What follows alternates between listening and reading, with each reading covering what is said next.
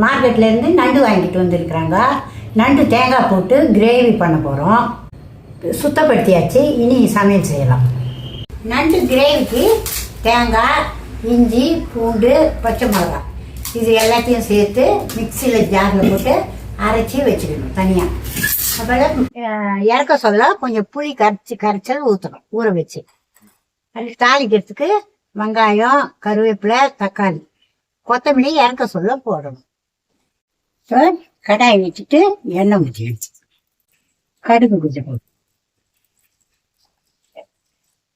கடுகு பொரிஞ்சதும் வெங்காயம்,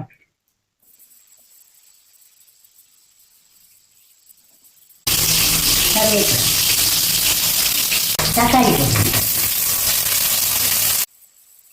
தேவையான உப்பு, மஞ்சள் தூள் போட்டு வேக வச்சு வச்சிடும். இப்போ இது எண்ணெய் தாண்டிதான் வந்து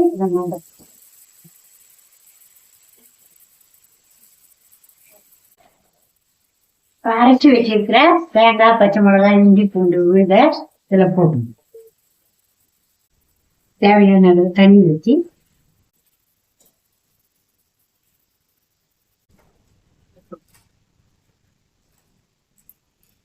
நல்லா நண்டு வைக்கிறதும் கொத்தமல்லி பொடி போட்டு இறக்கிடணும். நண்டு நல்லா வெந்துடுச்சு, இறக்குற பழம் வந்துடுச்சு, எண்ணெய் தீரி வந்துட்டு. இப்போ புளி தண்ணி வச்சிடும். புளி தண்ணி எப்பொழுதுமே நண்டுக்கெல்லாம் புளி தண்ணி கவுச்சிடும். புளி தண்ணி வச்சு கொஞ்சம் நாளைக்கு போடுவோம்.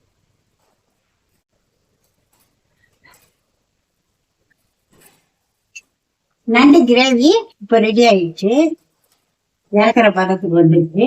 இப்போ நம்ம கொத்தமல்லி தழையை தூவி